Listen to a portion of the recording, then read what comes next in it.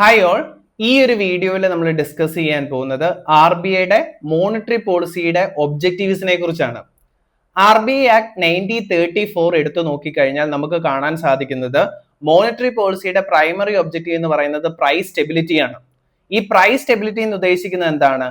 ഒരുപാട് ഇൻഫ്ലേഷനും ഉണ്ടാകാൻ പാടില്ല, ഒരുപാട് ഡീഫ്ലേഷനും ഉണ്ടാകാൻ പാടില്ല. അപ്പം ഈ രണ്ട് എക്സസ് ഇൻഫ്ലേഷനും അല്ലെങ്കിൽ എക്സസ് ഡീഫ്ലേഷനും ഒരു എക്കോണമിക്ക് നല്ലതല്ല.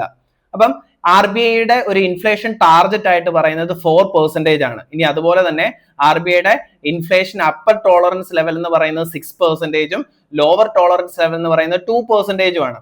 അപ്പം ഒരിക്കലും ഇൻഫ്ലേഷൻ 6%-ന് മുകളിൽ പോകാനും പാടില്ല, അല്ലെങ്കിൽ 2%-ന് താഴേക്ക് ഇൻഫ്ലേഷൻ പോകാനും പാടില്ല. അപ്പം ഇത് രണ്ടും പ്രശ്നമാണ്. അപ്പം ഒരു ഇൻഫ്ലേഷൻ ടാർഗറ്റ് ആയിട്ട് RBI കീപ്പ് ചെയ്തിരിക്കുന്നത് എന്താണ്? 4% ആണ്. അപ്പൊ ഒരു ഐഡിയൽ ഇൻഫ്ലേഷൻ എന്ന് പറയുന്നത് 4% ആണ്. ഈ 4% ഇൻഫ്ലേഷൻ ആണ് എക്കോണമിക് ഗ്രോത്തിനെ ബൂസ്റ്റ് ചെയ്യുന്നത്. അപ്പം ഇവിടെ ഈ ഒരു പ്രൈസ് സ്റ്റെബിലിറ്റി മെയിൻറ്റെയിൻ ചെയ്യുന്ന സമയത്ത് പലപ്പോഴും അവിടെ കോംപ്രമൈസ് ചെയ്ത് പോകാവുന്ന ഒരു ഒബ്ജക്റ്റീവ് ആണ് ഈ എക്കണോമിക് ഗ്രോത്ത് എന്ന് പറയുന്നത്. അപ്പൊ അതുകൊണ്ട് തന്നെ മോണിറ്ററി പോളിസിയുടെ രണ്ടാമത്തെ ഒബ്ജക്റ്റീവ് ആയിട്ട് ഇവിടെ നമ്മൾ കൺസിഡർ ചെയ്യുന്നത് എക്കണോമിക് ഗ്രോത്തിനെയാണ്. അപ്പം ആദ്യത്തേത് പ്രൈസ് സ്റ്റെബിലിറ്റി, രണ്ടാമത്തേത് എക്കണോമിക് ഗ്രോത്ത്. ഇപ്പൊ ഒരു രാജ്യത്തിന് ഡെവലപ്പ് ചെയ്യണമെങ്കിൽ അല്ലെങ്കിൽ എക്കണോമിക് ഗ്രോത്ത് കൈവരിക്കണമെങ്കിൽ അവരുടെ ആവശ്യത്തിന് മണി സപ്ലൈ ഉണ്ടാകണം. അപ്പൊ ഈ മണി സപ്ലൈയിൽ ഉണ്ടാകുന്ന ഡിക്രീസ് എന്ത് ചെയ്യാം? നമ്മുടെ എക്കണോമിക് ഗ്രോത്തിനെ അഫക്ട് ചെയ്യാം.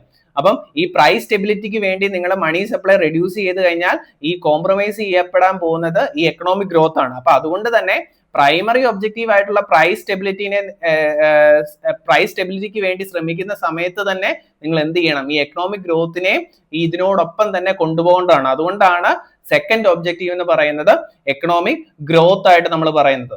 ഇനി തേർഡ് ഒബ്ജക്റ്റീവ് എന്ന് പറയുന്നതാണ് എക്സ്ചേഞ്ച് റേറ്റ് സ്റ്റെബിലിറ്റി. അതായത് നമ്മുടെ ഡൊമസ്റ്റിക് കറൻസിയുടെ വാല്യൂ ഇന്റർനാഷണൽ കറൻസി ആയിട്ട് എന്ത് ചെയ്യുക? അത് മെയിൻറ്റെയിൻ ചെയ്യുക, ഒരു ഹെൽത്തി ആയിട്ടുള്ള ഒരു വാല്യൂ മെയിൻറ്റെയിൻ ചെയ്യാൻ സാധിക്കുക. അതിനർത്ഥം ഒരുപാട് അപ്രീസിയേഷനിലേക്ക് പോകാനും സമ്മതിക്കരുത്, ഒരുപാട് ഡിപ്രീസിയേഷൻ നമ്മുടെ ഇന്ത്യൻ രൂപയ്ക്ക് വരാനും സമ്മതിക്കരുത്. അപ്പൊ അതുകൊണ്ടാണ് തേർഡ് ഒബ്ജക്റ്റീവ് ആയിട്ട് എക്സ്ചേഞ്ച് റേറ്റ് സ്റ്റെബിലിറ്റിനെ നമ്മൾ കാണുക.